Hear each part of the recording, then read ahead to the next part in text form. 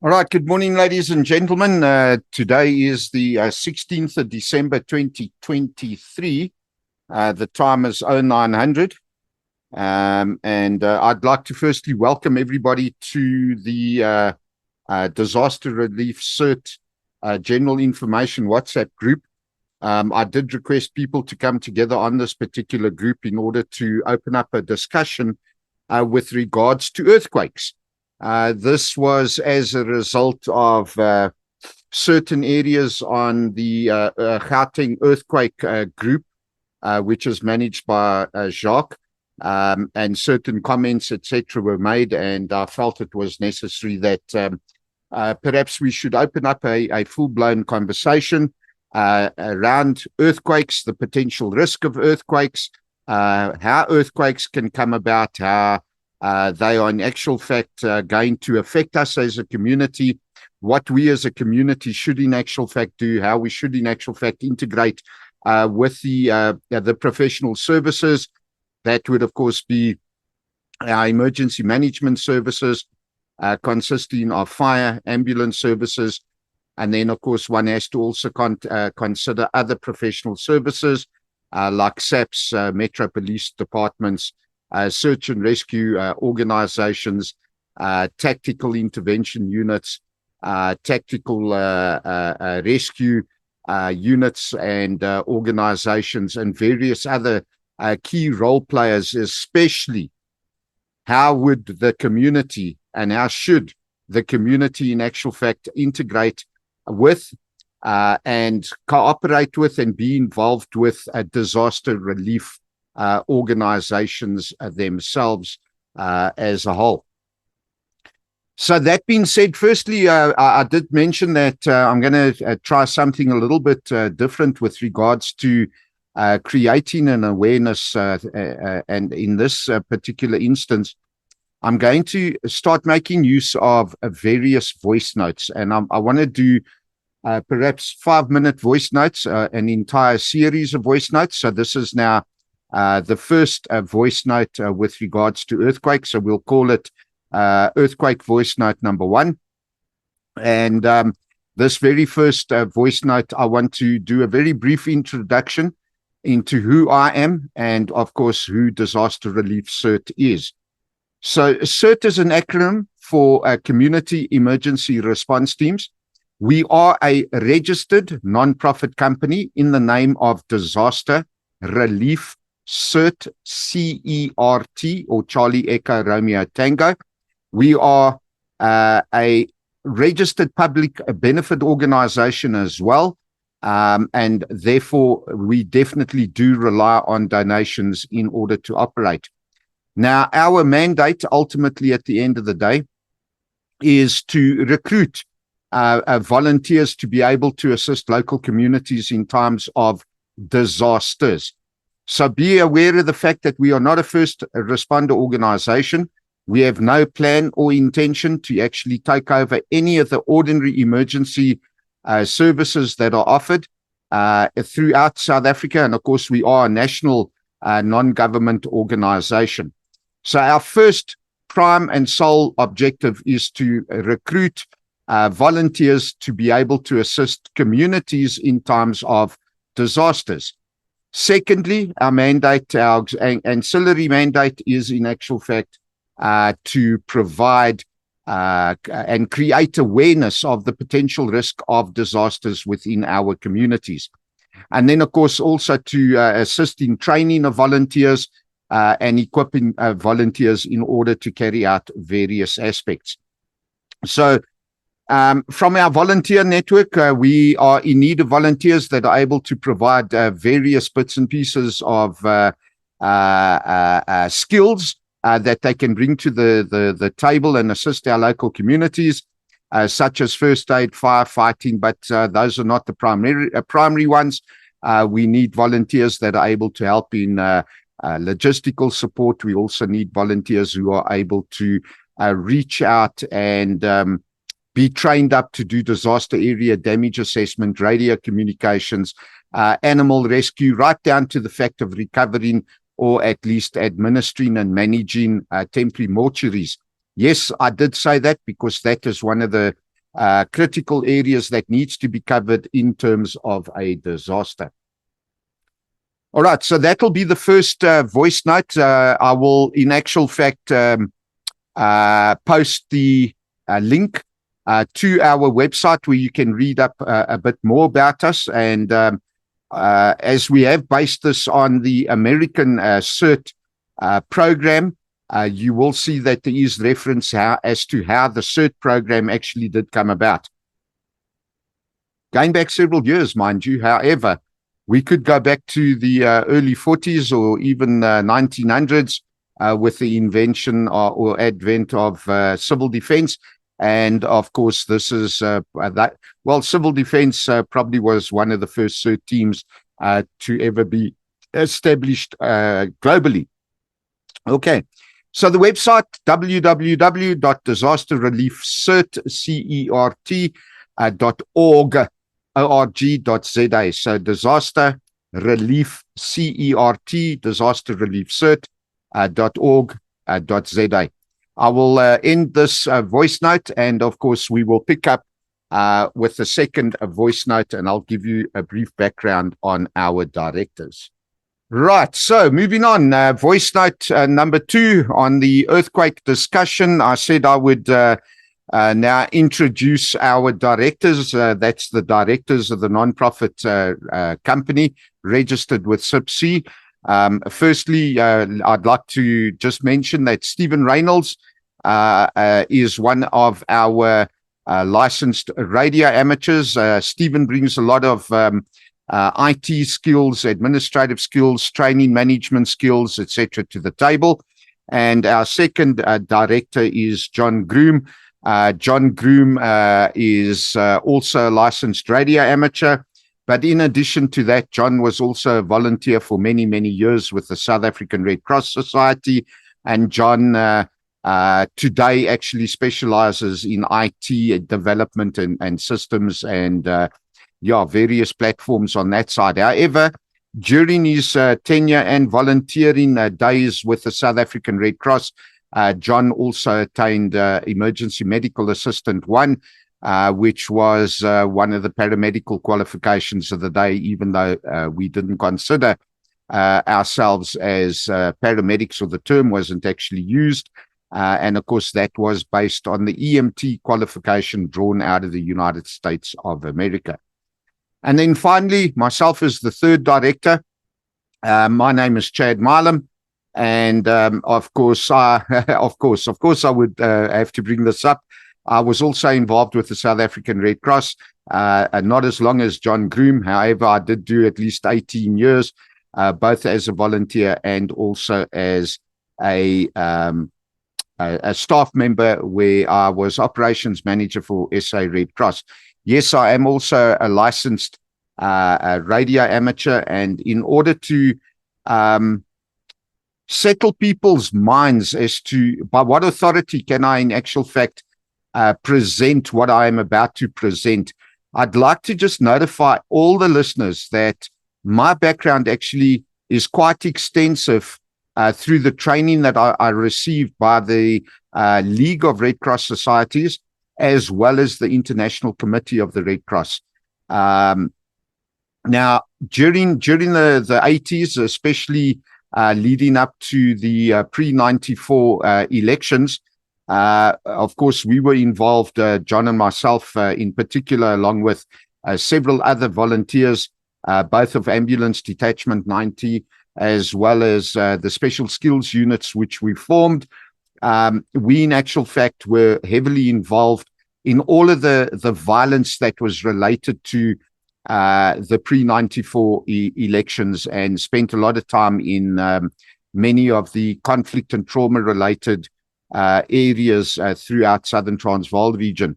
And it was on this basis that the International Committee of the Red Cross embarked on several training programs throughout South Africa, Southern Transvaal region being one of them, with the implementation of not only the two-way radio network, but also the supply of many pieces of equipment and vehicles, and even medical equipment for us that we used for the treating of patients. Yes, I also attained emergency medical assistant 1. And of course, we were both John and myself were first aid instructors with, by appointment as a result of our EMA qualification level. So both John and I were extensively involved in not only training volunteers, but also members of the public. And then, of course, the coordination and management of overall Red Cross activities. And then when I became operations manager, I was responsible for all the disaster relief and emergency operations that were undertaken by the South African Red Cross Society within the Southern Transvaal region borders. As a result of this extensive training provided by the International Committee of the Red Cross, my speciality is in disaster relief and management, as I was trained to be able to coordinate, manage, and of course, apply and supply disaster relief assistance and programs and the implementation thereof on large scale communities. And there we were looking specifically at communities of like not 1,000 or 10,000, but in the millions. In other words, how would we be able to coordinate and work with all of this had South Africa been impacted on a national basis? So that is briefly my background into why I present these courses and as to who Disaster Relief CERT is. And in closing, on the second note, I'd just like to remind everybody of the website whereby you can get more information. It's www.disasterreliefcert.org.za. So we'll move on to the third voice note in a second. Okay, so moving on, just to put the voice notes in context, this is voice note number 3 on the earthquake discussion initiative that I've launched specifically for a general discussion via WhatsApp. And today, of course, I think I should put the date and time of each of the voice notes so that they follow sequence. So 15 December 2023, 11:18. There are 2 previous voice notes before this. And for those that may have missed them, my name is Chad Milam. Okay, so now moving on. I wanted to talk about earthquakes and the potential risk of earthquakes. And this now becomes, I think I'll look at the technical side of this on the fourth voice note moving forward, before we in actual fact at some point open up for general questions whereby I can address them through another voice note or 2 voice notes. So just bear in mind that this is how we're going to manage it. The structure of this awareness creating session will be based on providing some initial voice notes, and then I'll open the group up and group members can post comments, ask questions or whatever. I'll leave the group open for a couple of hours and then address those questions and comments on an individual basis. There is no specific a program or course content that has been provided here. This is an impromptu discussion. I'm going to speak from the heart, and I'm just going to seek my experience and bring it to the table and present it to everybody. So before we start with the earthquake discussion itself, as part of the third voice note, I think I need to make it quite clear to every single listener who is participating in this awareness program, or who is listening to these voice notes or watching the Zoom meeting via YouTube. Firstly, I need to submit a disclaimer. One, I am not a lawyer. I will be referring to possibly several acts or legislation, for example, the Disaster Management Act, and it is based on experience and understanding and not only my interpretation, but in actual fact, the acceptable interpretation of what the Act determines in terms of the disaster management cycle, in terms of disaster risk and reduction, because earthquakes definitely fall within that ambit of a disaster, and usually either on a municipal or a national level or provincial level, a disaster is in actual fact declared following an earthquake. But we will cover the technical and the legal aspects of that in due course. So firstly, I'm not a lawyer. Secondly, by no means am I still within the official registered medical aspects. In other words, I'm not Health Professional Council registered. I don't have ILS or ALS. And of course, our EMA, which is now no longer existent, has expired. That being said, the medical background is something you cannot take away from people. Even though policies and procedures may change, there is still a very basic underlying anatomy, physiology that still applies. That doesn't change. And of course, there will be times that I may, in actual fact, refer to things along those lines. We'll see how it goes during the actual voice note sessions. In addition to that, I'm also not qualified per se in any of the other fire-related qualification levels, and I'm definitely not a registered or trained or qualified rescue technician or practitioner. And on the practitioner side, in terms of the DEMISA aspects where all of these younger candidates are going through varsities and everything else, I am not a disaster management practitioner on that level either. So what is it that I'm actually doing here? And who is my target audience? Firstly, it must be made clear, I am not targeting the professional services per se. That is ambulance, fire, any rescue institutions, organizations, or even other disaster relief organizations or organizations that are quite extensively involved in disaster management or providing disaster relief, such as the South African Red Cross Society, or even Gift to the Givers, just for argument's sake to name two.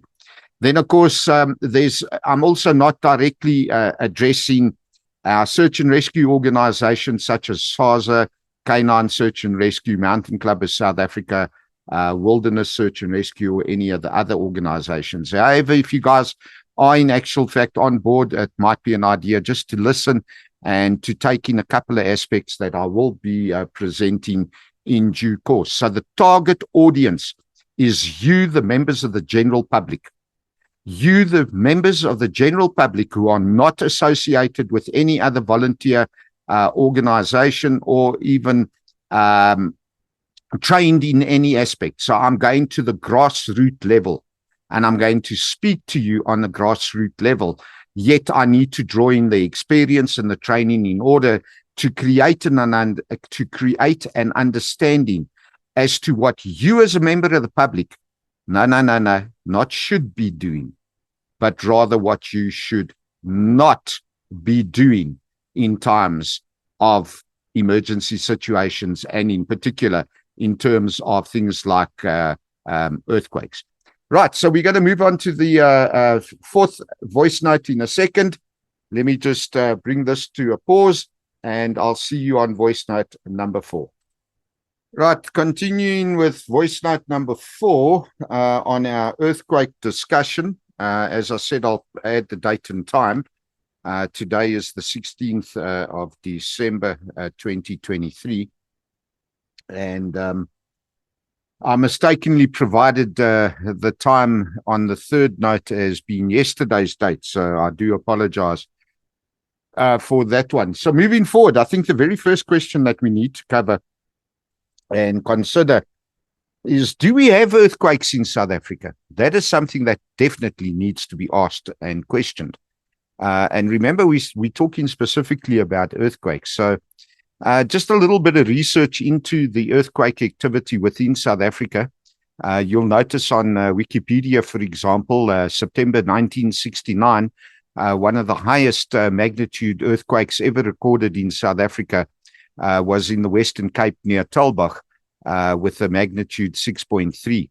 And moving forward, 1970, 76, 90, 2005, 2013, 2013 twice, 2013 three, four times, five times in 2013. Very, very busy year, which ranged from 3.9 all the way through to what's this 4.7 magnitude earthquakes in the 2013 period. However, in 2014, Northwest Orkney saw quite an extensive shake earthquake there with 4.9, and again in August of 2014, Orkney again being the epicenter of a 5.5. Now, as we get closer to where we are currently, Western Cape in 2020 three times, and then Gauteng in 2021, the epicenter being in Johannesburg with a 3.6 magnitude on the Richter scale. I think that one a lot of people will recall. However, last year, November 2022, this particular earthquake was felt by the residents in the Durban area, KZN, with a 4.6. Now, here's an amazing thing that a lot of people don't actually realize. Even though many people on the Gauteng group reported this particular incident, I think a lot of people have actually missed the point of the scale of the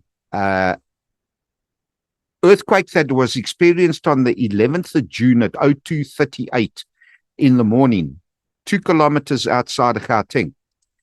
That particular incident was 5.0 magnitude earthquake. This is just 6 months ago that we had a magnitude 5 in Johannesburg. So the question as to whether or not we do have earthquakes or not, clearly we do.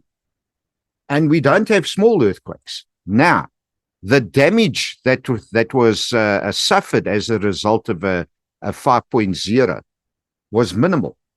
I remember there were just several reports, some brickwork had fallen out and some ceilings had come in and various other bits and pieces, but we did not have anything major or of major concern. So for voice note number 4, I do believe that the question as to whether we in South Africa are subject to earthquakes or not is being answered, because we quite clearly and categorically do have earthquakes. So we're going to move on to voice note number 5. And the reason that I want to move it over to number 5 is because I want to cover the difference between a tremor, a seismic event, and an earthquake. So let's move on, and I'll see you in voice note number 5.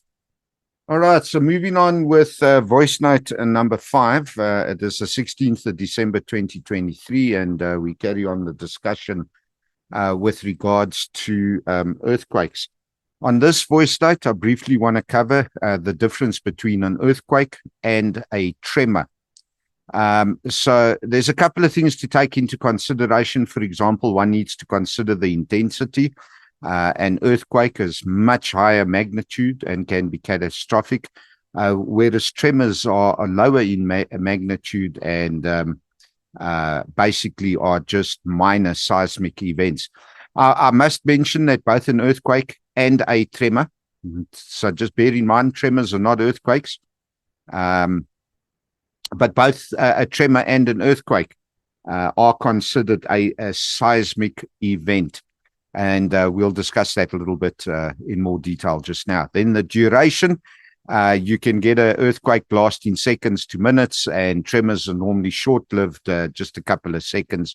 The causes for an earthquake is always based on tectonic processes, such as volcanic activity, tectonic plates in actual fact moving, and that's the scraping together of each other, or in actual fact where one plate forces a second plate to lift up.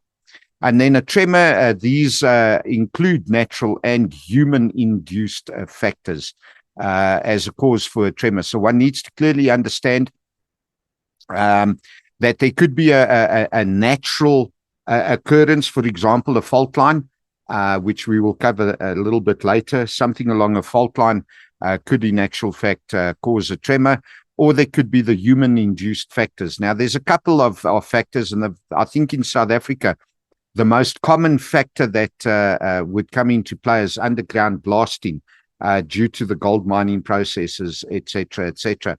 Now, what happens there is that during these underground explosions, of course, you've got a massive force of energy that's been forced through the ground, and that they can, in actual fact, run several kilometers underground and be heard and felt and everything else. So at the end of the day, it could be a human-induced factor. In addition to that, one could also consider that, let's say, for example, there is an implosion of a building. Let's say, for example, they decided to bring the Carlton Center down. Now you are, from a human perspective, you are causing an event that could, in actual fact, shake the ground in the city of Joburg, and that, of course, could reverberate out towards, let's say, Alberton, Eikenhof, or one of these other areas. So those type of incidents can also be considered human-induced factors that could, in actual fact, either cause a tremor or would definitely cause a tremor. The effects of an earthquake are a significant damage and loss of life. That there is a given. There's no two ways about it. Whereas with a tremor, it could be minimal or just minimal structural damage, or minor injuries, etc., to people that are affected wherever that tremor is, in actual fact, felt. Now, the perception of an earthquake really can be felt over broader areas and is widely reported. So, for example, the earthquake in Orkney could be felt as far as, I think we've actually had reports in previous years as far as Zimbabwe, Mozambique, Cape Town. I don't take it for granted. I'm just making an assumption at the moment. Whereas with a tremor, it is normally localized. It could be 20, 30 kilometers as opposed to 100, 200, 500 kilometers. So these are things, if you take a look at the Turkey earthquake earlier, was it this year or late last year? That was felt, in several countries around the epicenter, and of course, that's thousands of kilometers apart. Now, the warning signs, in both cases, it's often sudden and unpredictable, but a tremor is less predictable. Normally, an earthquake, the authorities, in our case in South Africa, we're looking at the Council for Geoscience. That is the National Society or the National Science Council of South Africa, responsible for monitoring, recording and reporting on the actual earthquakes that do occur, or the tremors. And as I said, tremors can, in actual fact, be quite large in magnitude, and the Council for Geoscience would actually report the tremor as a magnitude 2, for example. So these are things that need to be taken into account, the difference between an earthquake and, of course, a tremor. And a lot of people have said that we don't actually have earthquakes, but I do believe that we have.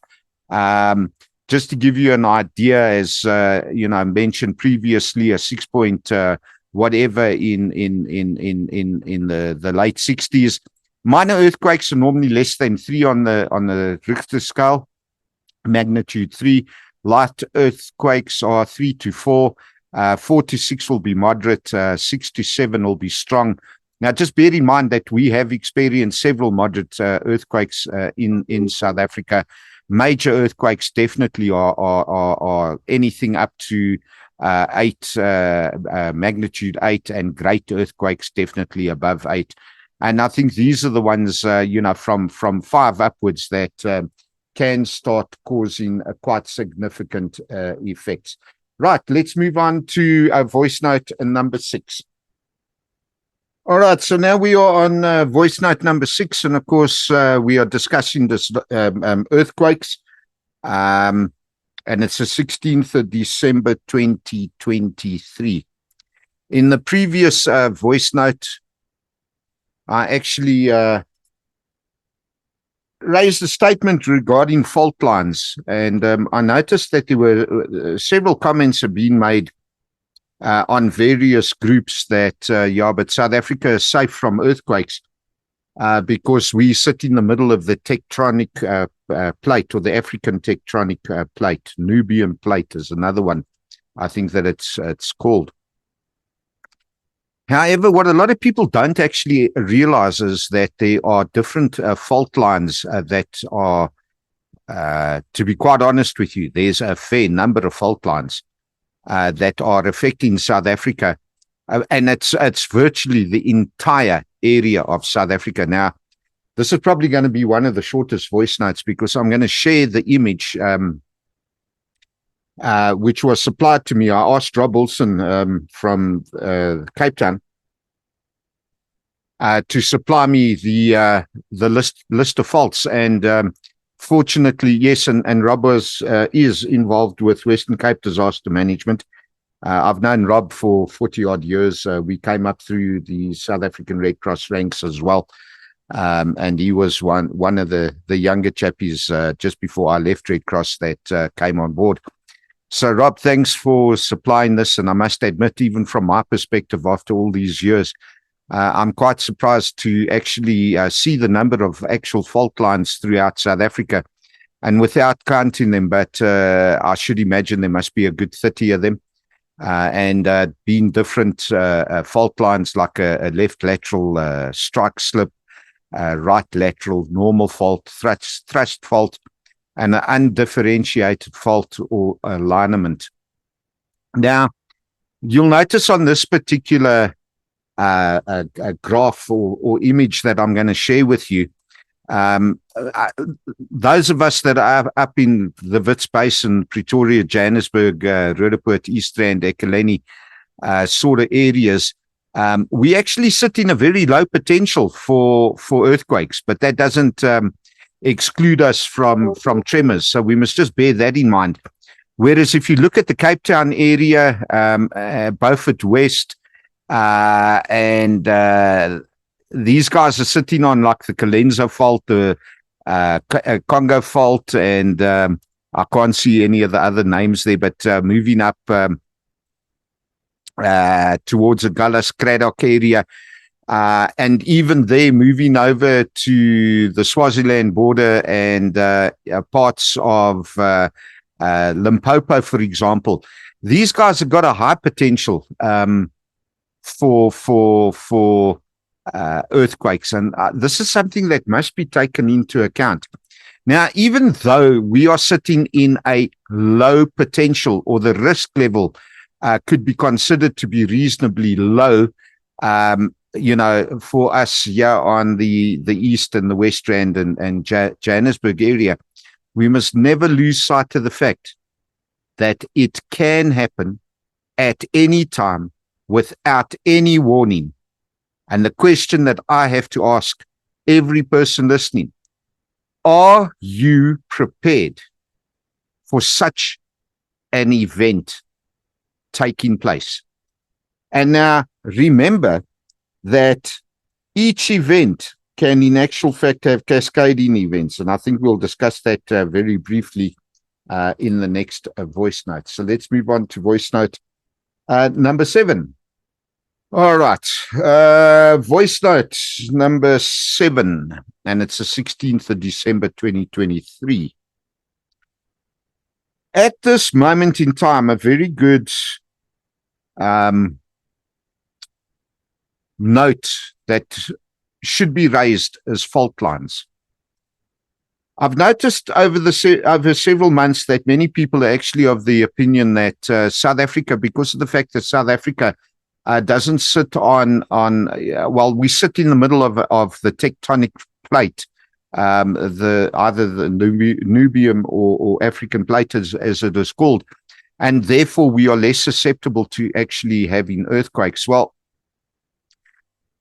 I'd actually like to thank Rob Wilson from Cape Town, who I've known several years, for providing me with a graphic that I'll share on the group. And I must admit, look, Rob is also, having come through the Red Cross training and Red Cross volunteer system with us. I've known him a long time, and he's also been involved with Western Cape disaster management for an extremely long period of time as well. I must admit, looking at this particular image, the number of faults. Now, faults are not particularly related to sitting on a tectonic plate area where you sit between two plates, but these are actual fault lines that occur throughout countries, and each and every single one of these faults. What will happen is an event occurring at one end normally will run the distance throughout. I mean, it's just think of it, I think, as a water pipe. You put water in one side, it's going to run all the way down the pipe to the other end.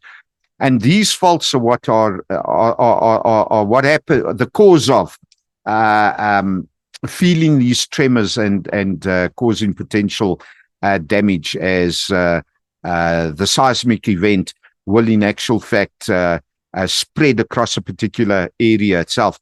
Now, when I start looking at these faults, I must admit there must be a good 30 or more faults throughout South Africa.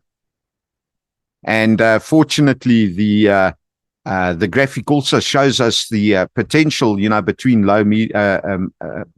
moderate to low potential and finally high potential.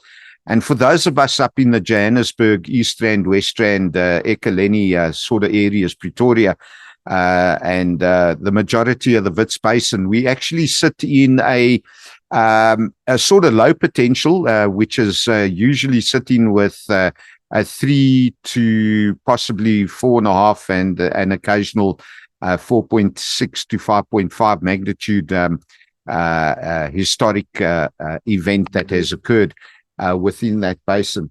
The problem that we actually sit with is if you start looking at areas around the Gullis fracture zone, Cradock, just above PE, and then Cape Town and Beaufort West and Limpopo, and Tabazimbi and even Swaziland and those areas, they are all sitting in high potential, which in actual fact are the things that we need to consider. This is why I asked the question,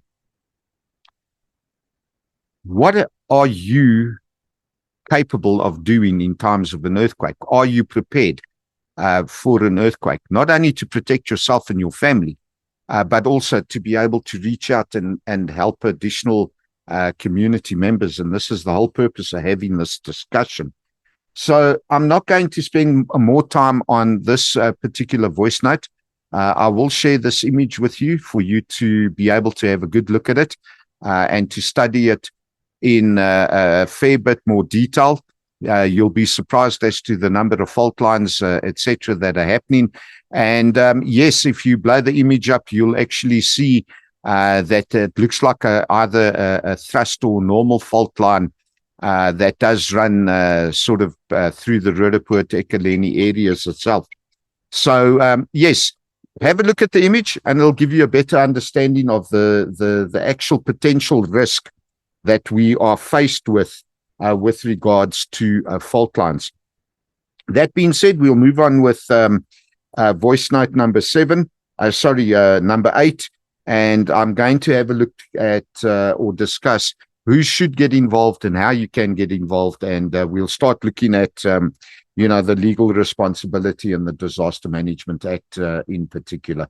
All right, moving on with voice note number 8. I think at this time one needs to have a look at just briefly the Disaster Management Act itself. Yes, all disasters actually do have to be considered in terms of legislation. As far as our constitution is concerned, government does have a responsibility to provide assistance to communities and to the citizenry of the country, and therefore the Disaster Management Act is in actual fact in play. And there's just a couple of areas that I want to have a look at with regards to the DMA, or the Disaster Management Act, and that is that the responsibility in terms of the Disaster Management Act is actually settled on three different areas. The first one being on a national level, the second one on a provincial level, and then finally on a municipal level. And each and every single one of these levels, municipalities, provinces, and then, of course, nationally, the Act actually determines what needs to be defined, what needs to be created, and what needs to be set up. So, for example, each and every single municipality has to, by law, appoint a head of center. That head of center must establish a disaster management center. And of course, these DMCs or disaster management centers must in actual fact be adequately manned and staffed, and should in actual fact have sufficient equipment to reach out and be able to assist local communities. This is also applicable on a provincial level and also on a national level. However, that being said, the short version of my discussion with regards to the Disaster Management Act, I want to firstly have a look at the legal responsibility when it comes to disasters and what the public in general needs to know. And this is where I also need to point out not only the public, but also private services, such as private ambulance services, private security service providers, any other institution or body who in actual fact provides any medical assistance, emergency assistance, fire assistance, search and rescue assistance.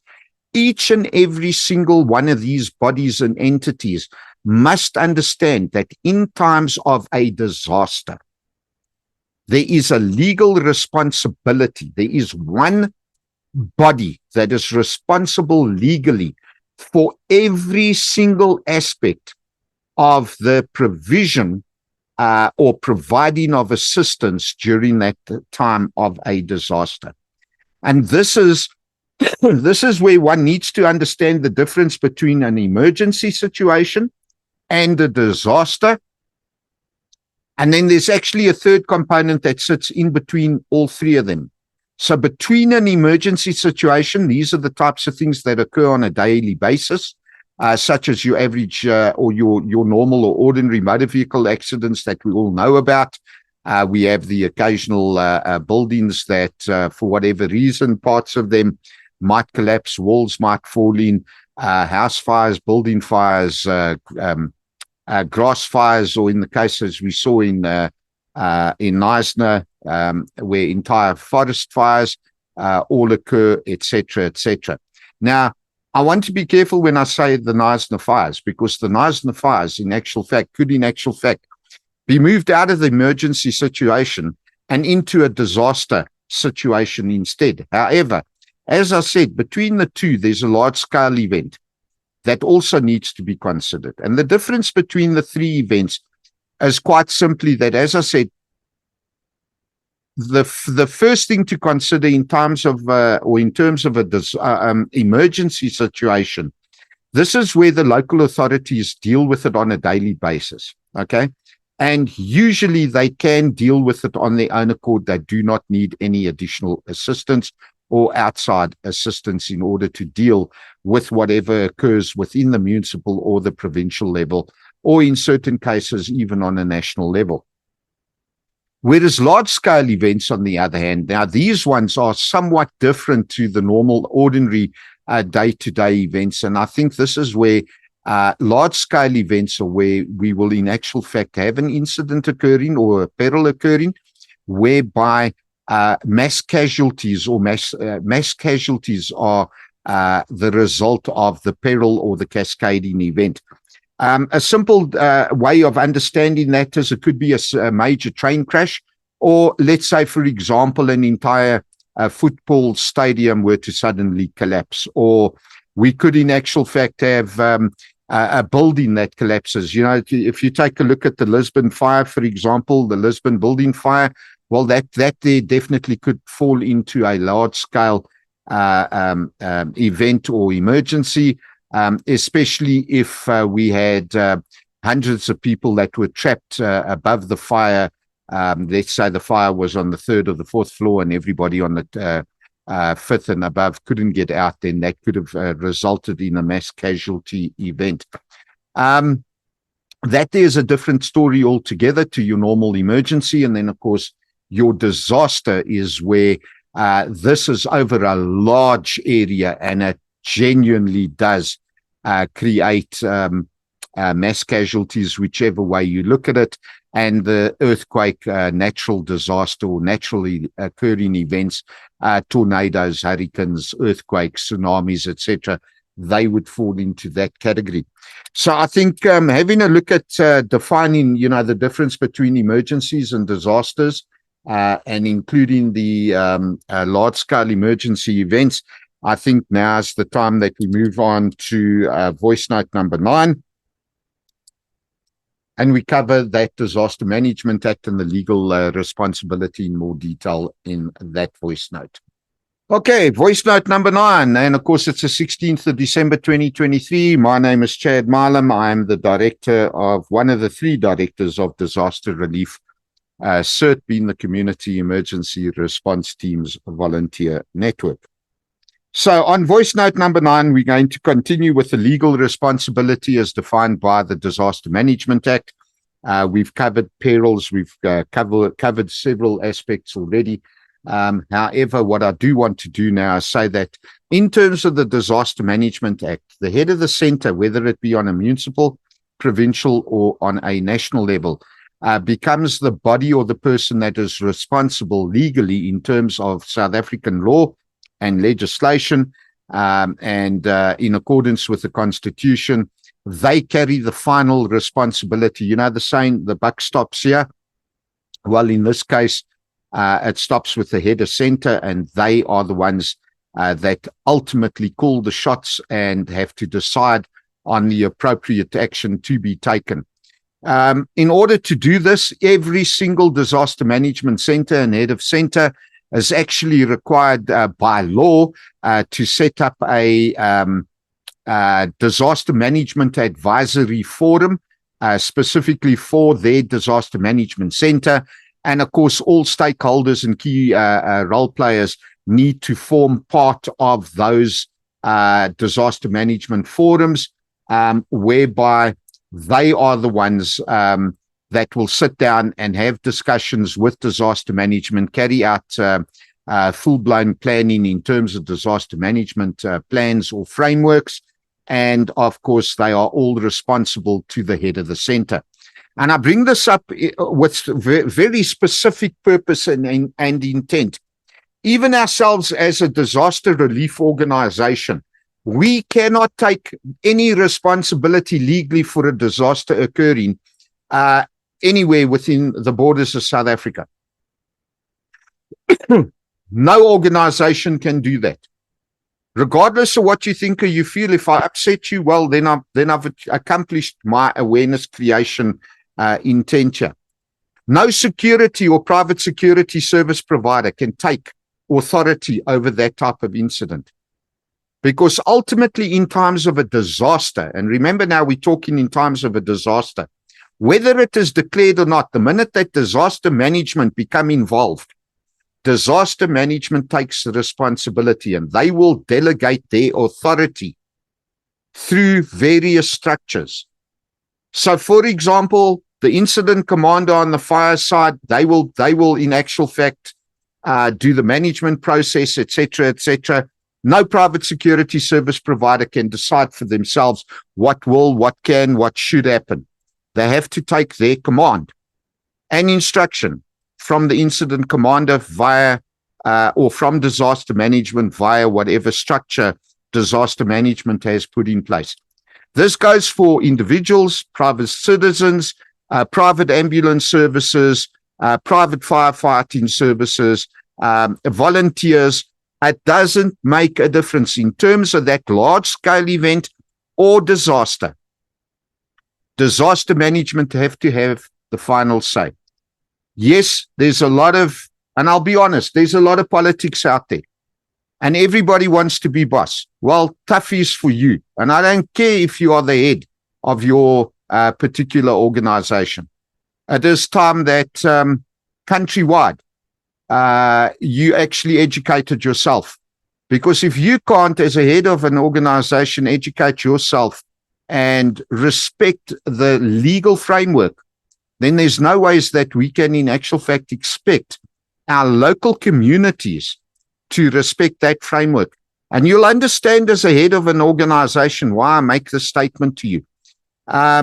We need our communities to understand the role and process, which is going to be the next part of the videos moving forward. So in terms of the Disaster Management Act, large-scale events, the minute that disaster management become involved, every institution has to.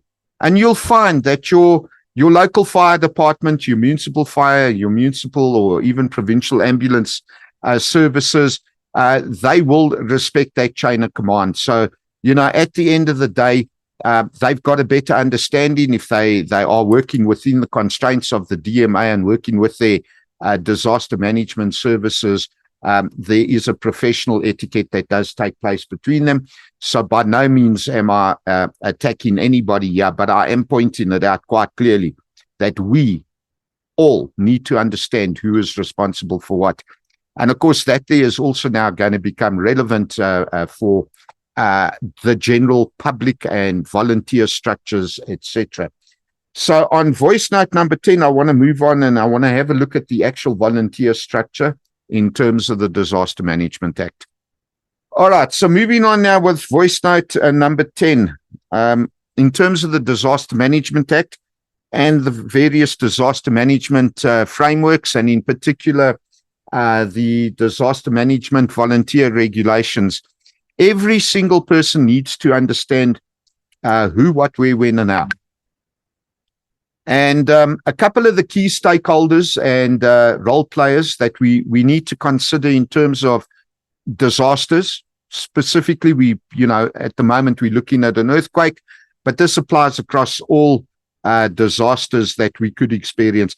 I think we are actually more susceptible to tornadoes, which is what we've experienced a lot of over the last couple of years, than particular damage by earthquake. However, we need to understand we've got our municipal services, fire, ambulance, provincial ambulance. We've got the South African Police Services. We've got the various search and rescue organizations. We've got the urban search and rescue organizations. We've got various dive teams, swift water rescue, canine search and rescue, another organization, the Search and Rescue ZA Old Aru, who renamed and rebranded Off-Road Rescue Unit. All of these players come into play. Then we've got all of the private ambulance services. We've got private firefighting teams. We've got tactical fire and rescue teams out there, and organizations and companies and businesses.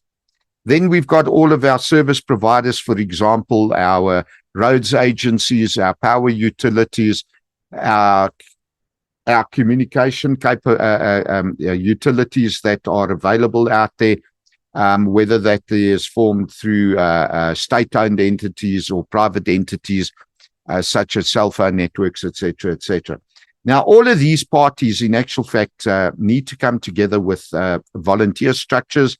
And on the volunteer structures, just to name a few, outside of, I'm going to term them the professional, search and rescue guys. For example, canine search and rescue are made up of volunteers. But I'm now going to start looking at, what about the South African Red Cross? What about the Gift of the Givers? Or even in our case, as disaster relief cert, where people register with us as volunteers, how do we fit in? And what role do we in actual fact play in terms of earthquakes and disasters? Well, simply put, the regulations actually provide us three levels of volunteers in terms of the Disaster Management Act. And the first one is a unit of volunteers. This is a formal structure that is formed directly in terms of the Disaster Management Center, and each of the volunteers is registered directly with the Disaster Management Center. I think for those of us that are of the older generation, these are the guys that would have joined civil defense in the good old days, or would have signed up with the various municipal or provincial services as reservists. And of course, that would have included For those of you that remember, the South African police also had a reservist body where volunteers stepped in, were trained, and got involved. Then, of course, ambulance and fire reservists existed, and civil defense, as I say. So these are the guys that are in a structured and directly related to disaster management centers, but there is an additional category. That additional category is what's termed general volunteers. Now, general volunteers are usually community-based organizations, business-based organizations, or other formally structured organizations who do not want to form part of the unit of volunteers, such as Gift to the Givers, such as South African Red Cross Society, Canine Search and Rescue. All of these guys, they in actual fact do fall within the ambit and the constraints of what is called a general volunteer category. Now, every registered volunteer within the general category is also registered with the relevant disaster management center in order for the DMC to understand and know what resources, what training capabilities, what equipment, etc., is available to the DMC and should in actual fact be registered. So all those organizations such as SA Red Cross, Gift to the Givers, Canine Search and Rescue, even Disaster Relief Cert, these volunteers that are registered with the CBOs, BBOs, and other semi-professional organizations should in actual fact be registered with them. There is a third category of volunteers. Now, I want to cover the third category of volunteers in a little bit more detail in voice note number 11. So let's move on with that one. All right, so voice note number 11, 16th of December 2023. We are looking at the three categories of volunteers in terms of the Disaster Management Act regulations. The first one, just to briefly now I'm just losing my recap, is the unit of volunteers who are directly associated with a relevant disaster management center. And then the second group is the general volunteers, which is normally made up of volunteers belonging to other organizations, non-profit companies, non-profit organizations, or whatever category they may in actual fact fall under in terms of any other legislation like the Companies Act or the non-profit organizations and health and welfare and all the rest of it. The third category that I want to talk about is the spontaneous volunteers. And I want to tell you up front that the spontaneous volunteer, who is it? Who are spontaneous volunteers?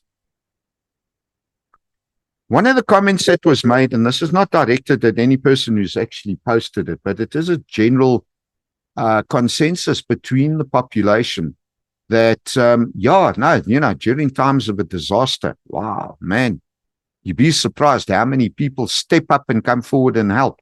No, I'm not surprised at all. Today, the 16th of December, I challenge any single person listening to these voice notes, whether you are on the Disaster Relief Cert information group or if these voice notes have gone viral, it makes no difference. Please tune in to Al Jazeera. I know we're talking about a war situation here. Go and have a look at what's happening in Gaza. No, this is not from a political nature. What I would like to point out with regards to the situation and the ultimate disaster of all disasters called war. You see that the structural collapse of the buildings, everybody rushes in and they're grabbing people and they're moving rocks and they're doing this and they're doing that and they're picking up injured people and they're running out with them. And even they got to look at what's happening in the hospitals. These injured people are being dragged out of motor vehicles. They've been dragged off of the back end of buckies or even out of boots and out of side doors. And ambulances arrive and they are ripped out and they run into the hospital. Ladies and gentlemen, a spontaneous volunteer is the most dangerous volunteer that you can have. And if you as an individual are going to want to provide assistance in the nature that you see, that's playing out today in Gaza. But I challenge you to go and YouTube the Turkey earthquake, or the Naples earthquake, or any other earthquake for that matter. And have a look at how many people have rushed in to do what. According to the spontaneous volunteer, they need help. We'll help them. We'll run in. We'll grab them. We'll run them into a hospital and bang. No, don't do it. You are the most dangerous volunteer that can ever be put on this planet. Get upset with me, tough. And I'll tell you why. Not only do you put yourself at risk of harm, injury, and death, you put the professional providers, rescuers' lives at risk as well. During times of an earthquake, we need to look at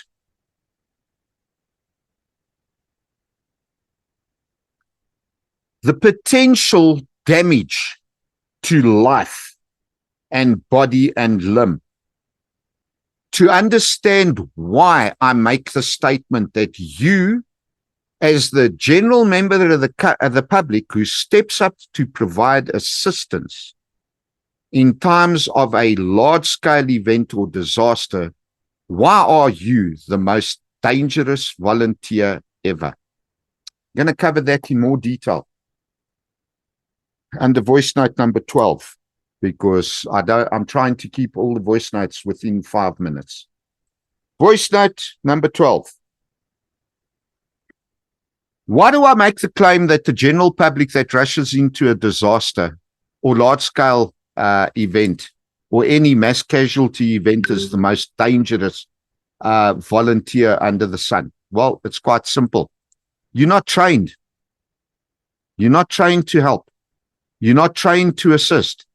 But even more importantly, you are not trained in what not to do in times of situations such as this. I mentioned what we see in Gaza at the moment. People are ripped out of ambulances. They are running to hospitals. Now, I really wish somebody that's doing a PhD or whatever would do a quantitative survey to establish the amount of injuries that are being caused when such people and patients are removed from vehicles in this manner, or extricated. I shouldn't say extricated, when they are ripped from underneath the rubble where there is a structural collapse. What you see after a building has collapsed and the rubble that's left behind, as I said, go and look at the Turkey earthquake. Many people were trapped underneath that. Now you get a lot of people that are rushing in and they're adding extra weight, for example, above ground, which could be causing things to collapse below ground, which results in death to the people below ground. You don't know if there's people under there. Why do you want to go and stand on top of that heap of rubble? Should you not, in actual fact, allow the professional rescuers and the technical and tactical units do a proper assessment of the area? Yeah, but people are going to die. Well, maybe not. Maybe all they've got is a crushed leg. And by using the tactical, the technical rescuers, those that are qualified and trained to do a proper assessment, they can determine whether that particular section is structurally safe. Maybe they don't need to come in from the top. They can come in from the side and get that one person out with a crushed leg. Whereas putting 50 people on top of that, all that debris can now fall on top of that person and kill them. So how have you actually saved a life? You haven't. More importantly, you rushing into the scene like that, you yourself become a victim or could become a victim. And as a result of you becoming a victim, now the rescue personnel, the search and rescue staff that have qualified, trained, don't have one patient. They got two to contend with. You've just increased their risk of harm, injury, and death by placing them in a situation where they need to contend with you as a spontaneous volunteer. Whether this be an earthquake or as a result of an earthquake, a flood, or any other peril that is, deemed a disaster or large-scale mass casualty event, don't do it. As an individual, as a member of the public, this is going to be close to home for many people out in the Boksburg area, and as unfortunate it was for those that lost their lives, had this type of message been disseminated to the general community, perhaps we could have saved one life by the general public understanding the risk of approaching that LPG tanker, which cost the lives of 44 people. That's the purpose of creating awareness. Sure, a fair number of people out of curiosity may well have approached the incident. Some people might have approached, and I take my hats off to people that volunteer. Don't get me wrong, they might have approached with the intent to be able to help, but they lost their lives. And the purpose of this entire earthquake conversation is to try and bring about a point of saving lives. So I think I've covered enough on why it is that spontaneous volunteers are the most dangerous. I'm now going to move forward and ask, what can you do? In voice note number 13, I believe it is. Right, voice note number 13. I think this is now where we need to get away from a bit of the gory stuff and, start saying, listen, ladies and gents, if you have a desire to help others, I take my hat off to you. Do it in a responsible manner. Get involved with an organization whereby you can, in actual fact, even as a general volunteer, be trained, receive training, or receive an understanding even on what not to do in times of an emergency or disaster. And, even in an emergency, many people arrive at the scene of a motor vehicle accident and they try and pull the people out of the car, and at the end of the day, they inflict additional harm or injury to the person, or pain even, you can't just take people out of cars. They need pain management today. It's advisable because of many factors. I'm not going to go into the medical side. I'm not going to go into the technical side, the tactical side, or any other side. But at the end of the day, when you are trained or have a better understanding on what not to do, you are in a better position to do what you are trained to do.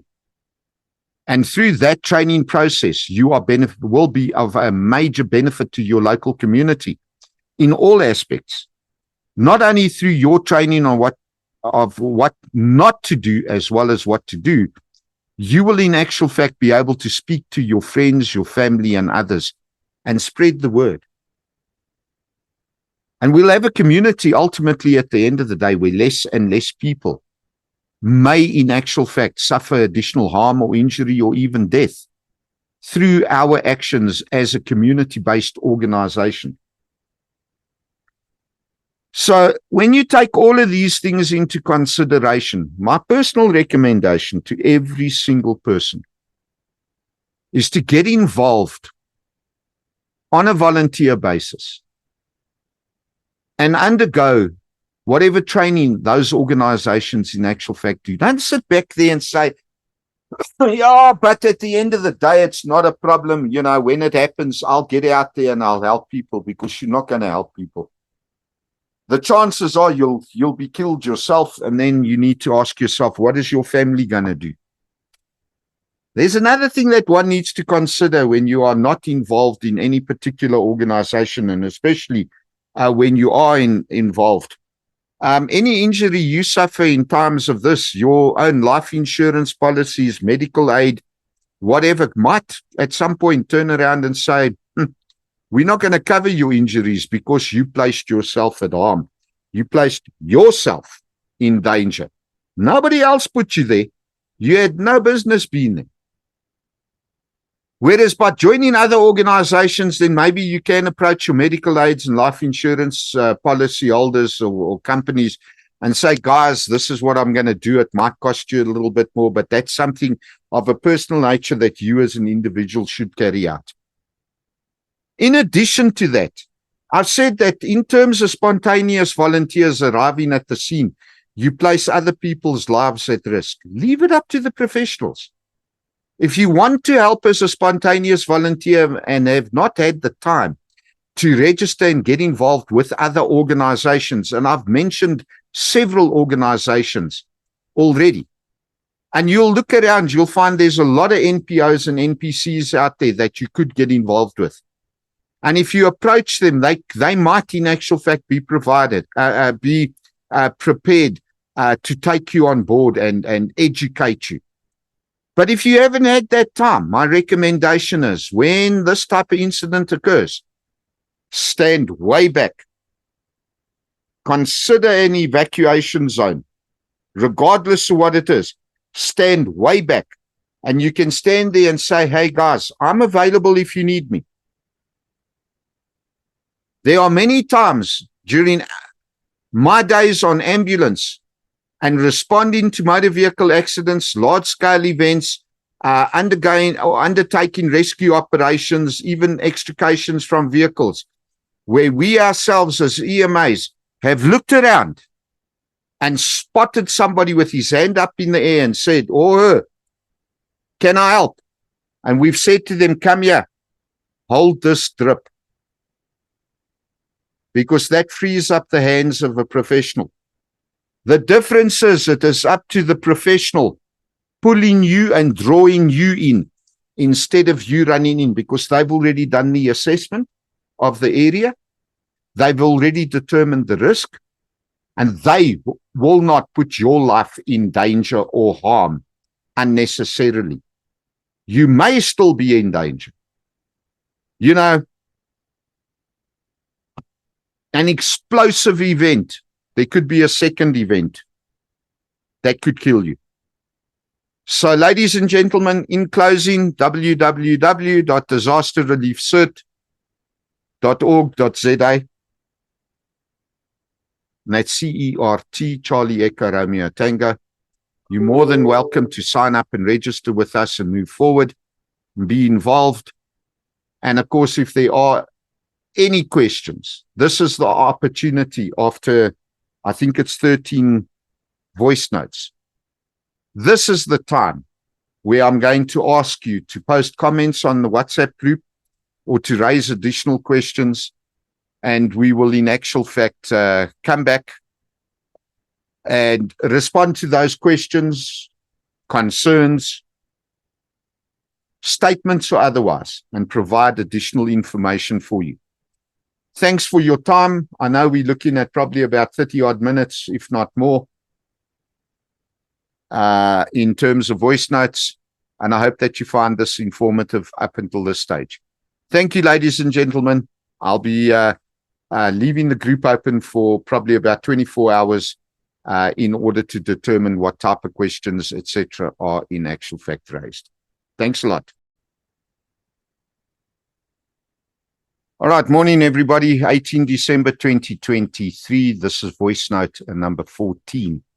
I want to respond to one of the questions that was raised subsequent to the publishing and posting of the previous voice notes, providing the background into a general discussion about earthquakes in general, specifically related towards disasters and preparedness and all the rest of it. So the question was, and if an earthquake should hit East Rand, how big do you think casualties will be with the mining side beneath us?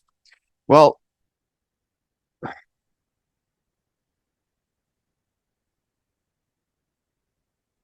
all right, I think my voice note may have just timed out a little bit there, but I'll listen to it. Okay, so now a lot of people actually sit back and think that I'm a bit too forward in my replies and responses, but I don't beat about the bush. And unfortunately, this is a type of question where there's no fixed, hard and fast type of answer. It's like asking how long is a piece of string. If we take a look at, for example, the population and the area of the East Rand, because the question was actually based on the East Rand itself. Well, Ekurhuleni, for example, at the census 2011 figures that I've got before me, has got a population of 3.1 million people, covering a 1,975 square kilometer area within Gauteng. And of course, above that, the bigger number is the city of Joburg with 4.4 million, which we know has actually doubled. So Ekurhuleni definitely is going to be a lot higher. And the question I think that people should in actual fact consider, not ask themselves, but consider is, what is the potential number of people? Well, quite simply put, over 3 million people could be affected by an earthquake in Ekurhuleni. That being said, I'm not trying to imply that an earthquake will take out the entire sort of Ekurhuleni area, but 3.1 million people plus could be affected. So if you take a small area, just a reasonably small area, I'll try and find one of the areas that maybe has got a higher population, like Boksburg, 260,000, just looking at this off the bat, 260,000 for Boksburg. Let's say, for example, Boksburg suddenly found itself in one massive sinkhole. What type of impact is that going to have on the rest of Ekurhuleni? When we're looking at earthquakes as being the primary event, we still need to look at the cascading events as well.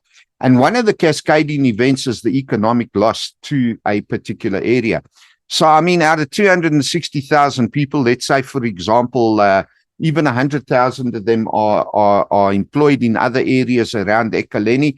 Well, that's going to be 100,000 employees that are no longer going to work, generating not only an income, but also generating taxes and fueling the overall economy.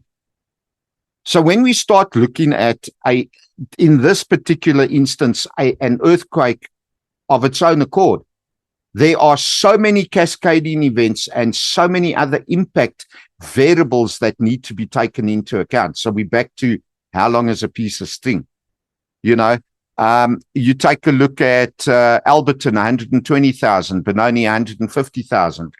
All these numbers have probably increased over the last couple of years to start off with, and that can have quite a massive impact. So when I said consider the potential number of people that can be affected, absolutely, 3.1 million plus, just in the event an earthquake were to strike. And I'm talking now a moderate to large earthquake within the Ekurhuleni area itself.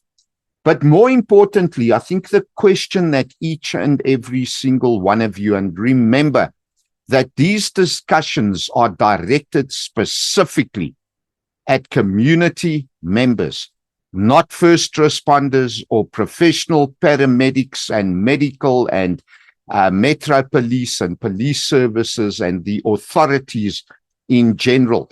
This is directed at you, the average Joe citizen who sits in your house day in and day out and runs to work and everything else. The question which you need to ask yourself is quite simply, am I prepared to be able to take care of my family if we are affected by an earthquake on all levels, economic, food, water, supply, shelter, you name it?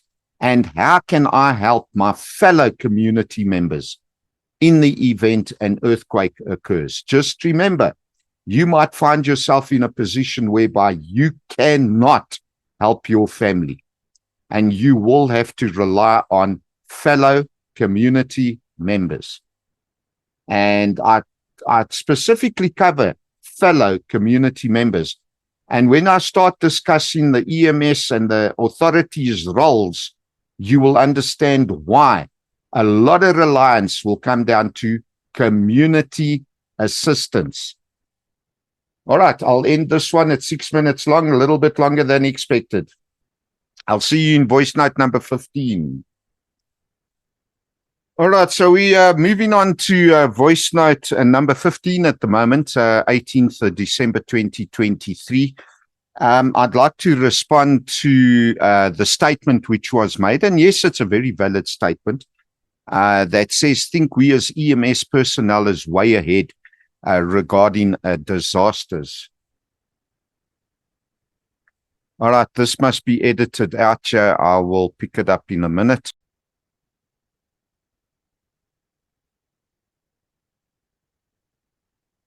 Right, continuing with voice note number 15, 18th December 2023. Now I'd like to respond to a statement, very valid statement actually, that was made on the group. And one of the group members stated, think we as EMS personnel is way ahead regarding disasters. Well, being me and typical me, controversial as always, my direct question in response to that was to please elaborate, as I am inclined to disagree with that statement, and I say that with all due respect. So this particular response may very well go span over two videos, two voice notes as a whole. So let's see how I can, in actual fact, respond to this one in such a manner that the general community who watches and listens to this presentation have a better understanding of why I would make a statement that I would not agree generally that EMS is well prepared for disasters. And I don't say that with any disrespect. Coming out of the EMS background myself, having been operations manager for SA Red Cross, I've got the greatest respect for them all.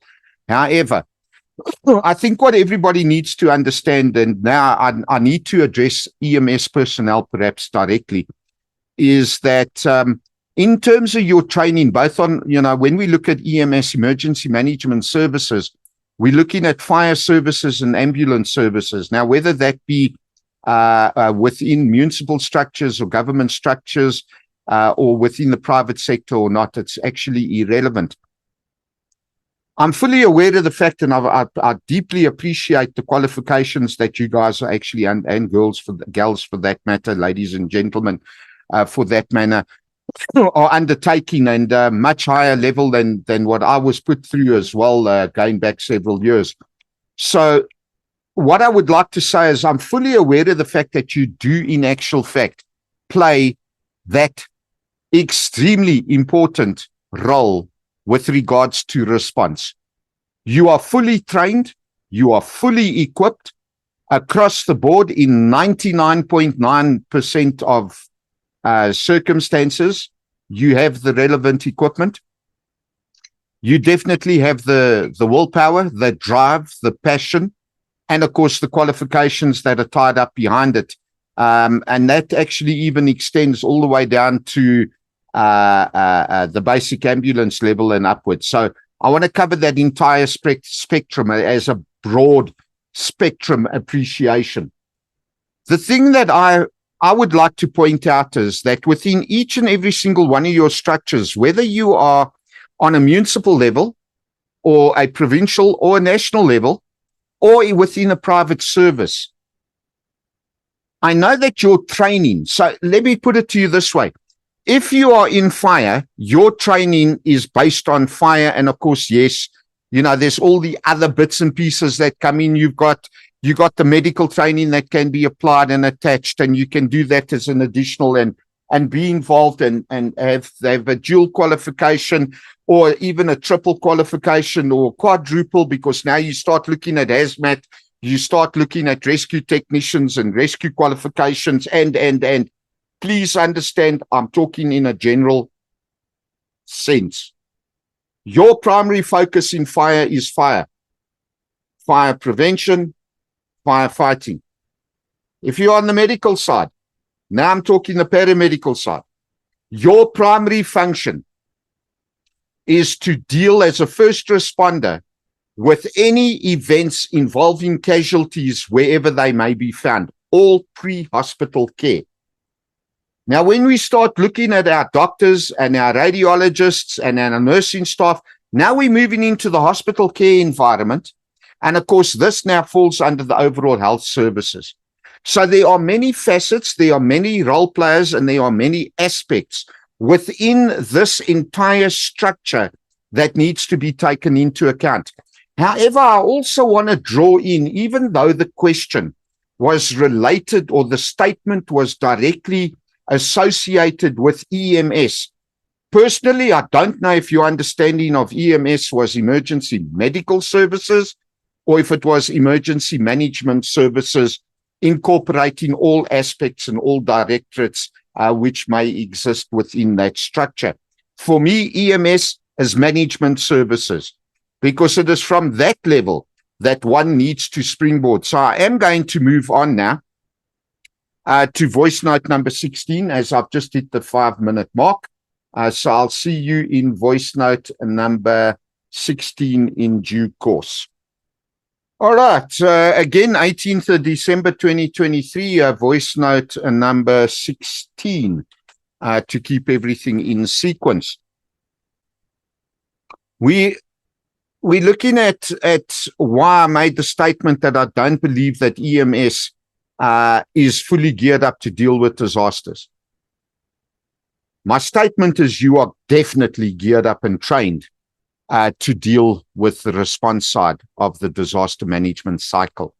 Now, I don't know how many people within the EMS structures will in actual fact be able to explain the disaster management structures or disaster management cycle, sorry.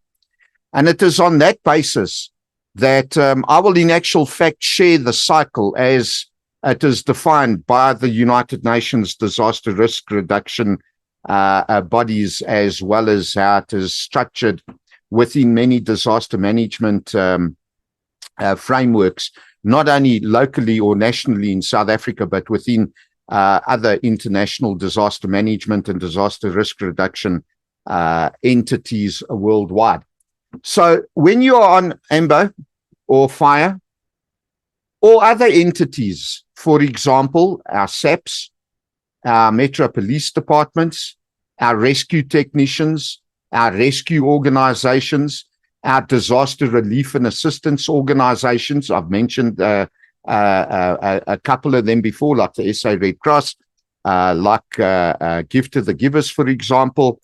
All of these entities need to fall within some kind of unity with regards to that disaster management structure. So, I know that I placed this as, where do we begin? It's a cycle.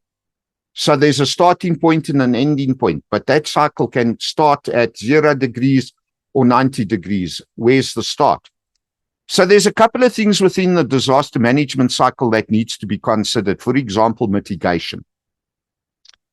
I'm not going to go into detail with regards to each of these, but mitigation is just to reduce the potential risk of disaster or disasters occurring. Then there's preparedness. How do we prepare as a community? That's one of the aspects of the disaster management cycle. Then there's the response side, followed by the recovery, and again, finally, the prevention, which brings us right back down to the mitigation. So I'm going to use ambulance, for example, and fire for that matter, EMS, during various programs that you guys might undertake as an organization. You will go out and you'll do school presentations and you'll create awareness and you'll have fun days with the kids and everything else. And you'll discuss various parts of what you do. And all of that could in actual fact be looking at prevention.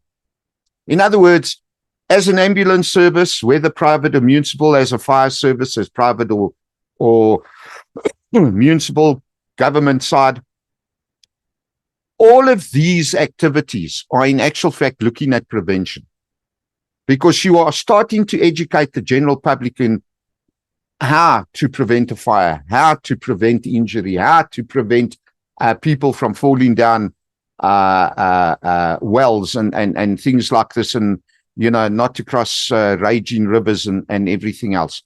However, this is now, we might even go to the next voice note. This is now where we need to look at the various levels within each of those structures. 99% of all the staff, the qualified personnel within these entities, are boots on the ground. You are the guys that will go out there, you'll treat your patients, you'll fight your fires, you will be involved in the prevention and everything else from time to time, but not all of the time, because your prime function is response. You will run to that accident. You will run off to that disaster. And during an earthquake, yes, you will, and you're trained and equipped, you'll go out and you'll deal with it. But certain management members of your organization will be directly involved in mitigation. In other words, they are the guys that will in actual fact start looking at doing a risk analysis of the area within which they operate. Well, at least I hope you guys are. Because there you need to go and do the hazard assessments and the hazard vulnerability assessments. And you need to make recommendations to the authorities, i.e. disaster management and your town councils and your provincial governments and everything else, on how to reduce the risk of disaster and disasters occurring. And this is why I say not everybody in EMS is prepared to, in actual fact, undertake these tasks. I'm going to move over to voice note number 17. Right, 18 December 2023, and we're moving on with voice note number 17, currently looking at why I state that not all EMS is prepared for disasters. And just to clarify, you are definitely trained, qualified, and prepared to deal with the response side. But not all EMS personnel are actually trained to deal with the mitigation side, nor are you in actual fact involved in the risk analysis of the area, nor are you involved in risk assessments or risk vulnerability assessments. You don't document this, you don't provide this information directly to, let's say, the disaster management centers in order for them to consider all of these risk factors in their disaster management frameworks. Your senior management within your organizations most definitely will be involved in that. So therefore, remember what I said. My statement is a generalization. It is not a direct attack or a specific attack upon the EMS services at all. I need every single person, the members of the public on the one hand, but also all of these qualified persons, to understand that there are a lot of factors that are outside of the scope of your normal day-to-day activities. For example, I've had people come to me and tell me they are with disaster management, where in actual fact they are not with disaster management. They may in actual fact be involved in other services, and in the indirect route or through the advisory forums, they are in actual fact drawing information out of disaster management. Disaster management being controlled by the Disaster Management Act has a legislative responsibility, and we all need to understand that unless we are physically employed by disaster management, we are not with disaster management. We may very well be registered as a disaster management unit of volunteers. That's a different ballgame altogether, because then through that relevant DMC, you may very well receive additional training in terms of the disaster management cycle of mitigation and preparedness. And of course, due to your qualifications as EMS, you will in actual fact are already in the position of being qualified to deal with the response side. However, there is very little involvement, generally speaking, when we look at EMS personnel being involved in the recovery process of disaster management. And no. The recovery process is not where, after or following an earthquake, where your search and rescue personnel and your rescue technicians and your qualified people actually move from a search and rescue side of the response into the recovery of bodies, for example. That's not the recovery. Recovery in the disaster management cycle actually refers to recovering the entire community to a point where it was before, or even better. It is the rebuilding process. And it is very seldom that EMS personnel are involved in that. An occasional, yes, they will be to do inter-hospital transfers, for example, or now when we look at the technical side of the fire teams, they will be involved in restructuring fire prevention within the communities, buildings, whatever the case might be. So generally speaking, EMS personnel are not really involved in recovery. And the same applies with prevention. Personally, ask yourself as an EMS personnel or a SAPS, Metro Police, CPF, Block Watch, Neighborhood Watch, or any other organization, how often are you actually involved in prevention? How often do you, in your personal capacity, go out and actually not only prepare people or train people or create awareness, which is more within the preparedness side, but go out and look at the prevention side? In other words, where you specifically look at, well, this is the risk and this is how it needs to be mitigated. You see, now we got that crossover from prevention to mitigation. And it is on that basis I encourage the EMS personnel and the professional personnel on this group to sit back and just think for a minute as to what you are in actual fact involved in. I will post the disaster management cycle in order for you to understand what that cycle actually looks like. All right, so moving on with voice note number 18 on the 18th of December 2023. In closing, with regards to my statement that, in my opinion, EMS generally is not prepared for disaster. And just to clarify, they are definitely prepared for response. Their overall involvement on an individual basis, I'm not talking about as an organization or a municipal structure. I'm talking on the personal, individual basis. You need to ask yourselves, how much are you involved in the mitigation side of disaster management cycle, or in the preparedness side? You are definitely involved on the response, but how much are you going to be involved on the recovery or even in the prevention aspect of the disaster management cycle? And in my personal opinion, again, I think that the more professionals are made aware of the overall disaster management cycle, and the more that they, in actual fact, investigate, gain knowledge, gain understanding, gain whatever is available within the mitigation, preparedness, recovery, and prevention side, they will have a better understanding of the overall process. And they'll also understand at the end of the day that each and every single segment within the cycle is in actual fact relevant to the entire cycle. And where they are only looking at a response, the question that one should ask is, have you done a risk analysis of your entire area?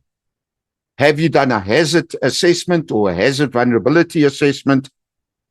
Or have you in actual fact encouraged your family members to undertake these tasks, to be trained in, let's call it disaster area damage assessments, and understand the entire pre-disaster steps that are required in order to mitigate and to reduce the risk of disasters occurring? And I think that is ultimately why it is that I maintain that the majority, and I'm talking a good 99% of EMS personnel, are not fully aware of this entire process. You may very well, during the years of involvement in the services, there could have been general discussions held about it. You might have attended particular courses on it. That's all fair and well.